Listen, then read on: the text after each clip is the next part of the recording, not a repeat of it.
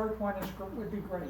You know, the more the Short better. is actually most likely to get published because they Right. can steal everything. Right. And it's also more like it's like Cannot red. write Yeah. short. Well, we've been moving along pretty good, and I think we should just keep on talking amongst ourselves, but we also have some cake that needs to be eaten. Do you want us to tell anything about Music Street? Please, talk about music, yes, come on up and talk about Music Street, or stand there and talk about Music Street. I just tell you briefly what's happened is we were the only, we just lived just west of Westwood, and we were the only family on Music Street that got a letter from John Orris telling us that next year they're putting a driveway in off of Music Street and have a parking lot for 8 to 10 horse trailers, 5 cars, a fishing pavilion, and a restroom. Now, according to the paper, he says there's a pavilion there. The plans he gave to us have no pavilion, so who knows if there's a pavilion there. So as soon as we got that letter, we notified all of our neighbors, and of course, no one else had heard about it. And so we started talking with the neighbors and stuff, and then July 5th, there was an article in the, Sugar Valley Times by John telling her about this plan. So we called her up after we read the article and said, would you like to hear another point of view?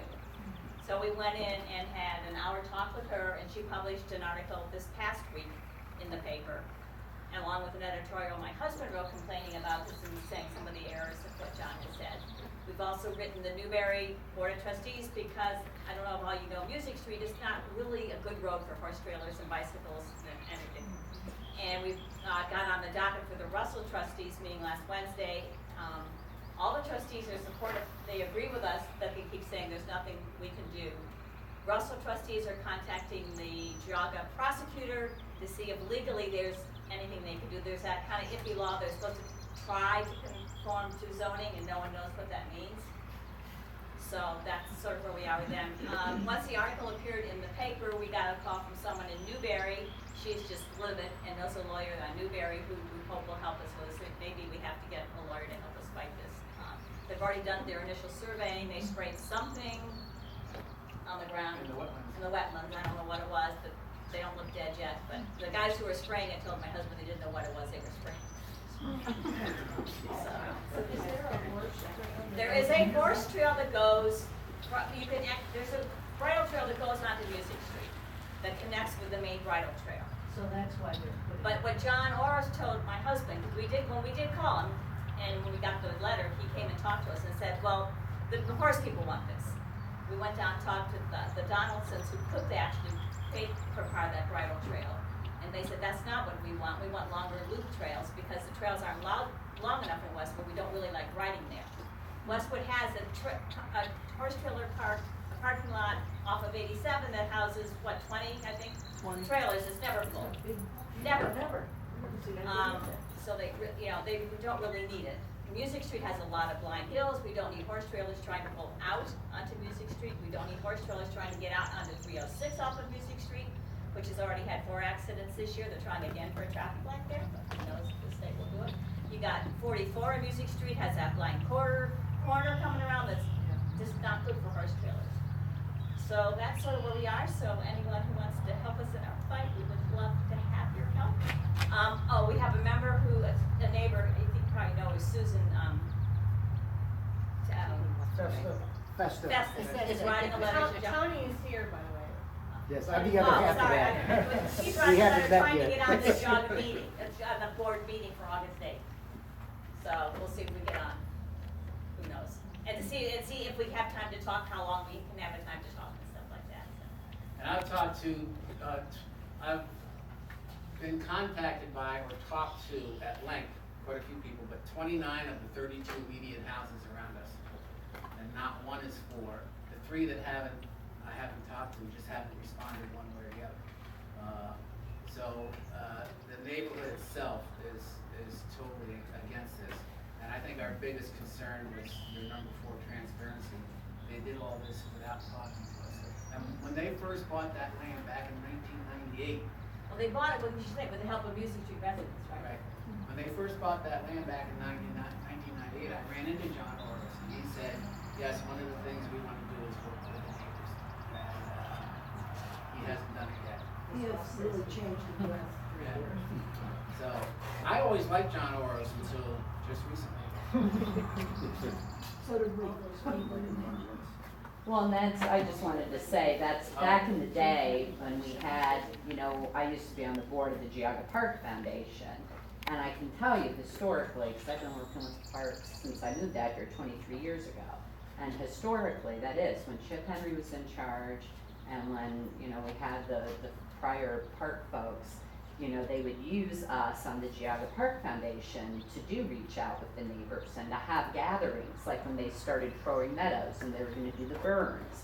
Like we had this whole, you know, process where we went out and made sure that the neighbors understood and that they were on board and that, you know, everybody was communicating. And so, you know, I guess one thing I just wanted to say is when I look at all this, I keep trying to figure out why. You know, why would anyone take these things? And I remember when I moved out here 23 years ago, one of the first things I did is I worked on the Russell Park levy to raise money for our Russell Park, and which is for conservation. And I remember I was asked to speak at the trustees meeting in Russell. And I didn't worry about it. I'm used to public speaking, and I'm like, who's against parks, you know? So I get up with very little preparation to talk about, you know, would you support this levy campaign for the Russell Parks? And I got attacked. There were these guys in the audience, and it was kind of, you know, this was like 20 years ago. So this was, you know, kind of the beginning of this movement. And they attacked me, and they talked about how, you know, if you put land in conservation, it wasn't getting as many taxes as it should, and that was the highest and best use of the land, was to develop it so it was producing taxes. And they also talked about how it brought out people from the city, and they didn't like the idea of people coming out from the city, which I hadn't really thought about the, you know, the racial overtones of having parks that attract people to come to them. And so it was a very eye-opening experience. But then I got on the Russell Zoning Commission. And you know, while I was on the Zoning Commission is when the state legislature got taken over. And all of a sudden they took away our right to locally control drilling. And so, you know, kind of a thing I always try to look at when I see weird stuff going on is follow the money, you know, because if I follow the money, I can figure out what the real motivation is for stuff that just doesn't seem to make sense. And so that's just why, you know, I just am thrilled that there are groups of people that are speaking up about this, because I think there's a much more, I don't just think this is like craziness and incompetence. I think there's something much bigger going on here. And my guess is it has to do with making money off of parklands, but that's just my guess.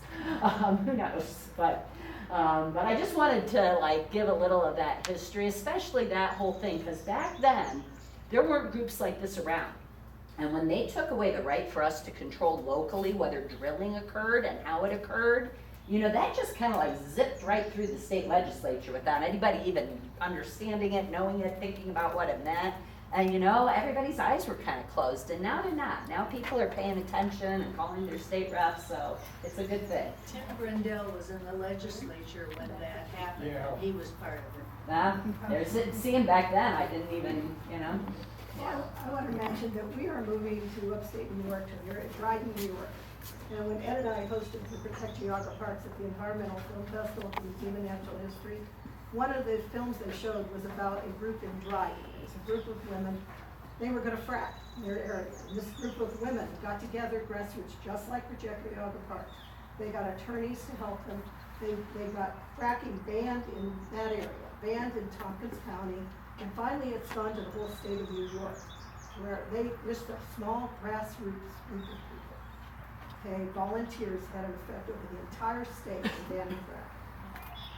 Well, that's, I mean, people don't underestimate your own power. I think that's the point there, is, I think the biggest thing, I mean, I consider myself above average intelligence just because I have a college education. That doesn't really mean much, I know. But when I vote for the park levy, which I have done, I just assumed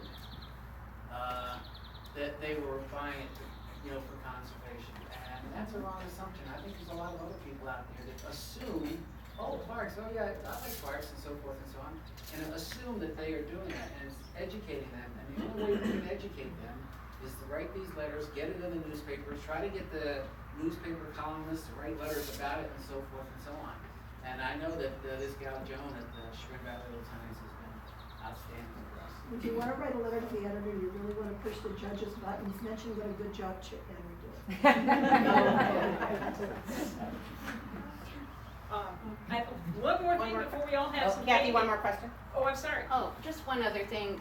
Jen and I ran the Westwoods Nature Center campaign, and we were very impressed with the people on Music Street that contributed to the campaign. I think it was Margaret Mueller that was very active Well, there. they wanted to develop that 100 acres. And when they started to do that, then she started calling everyone on the street to Yeah. contribute to it.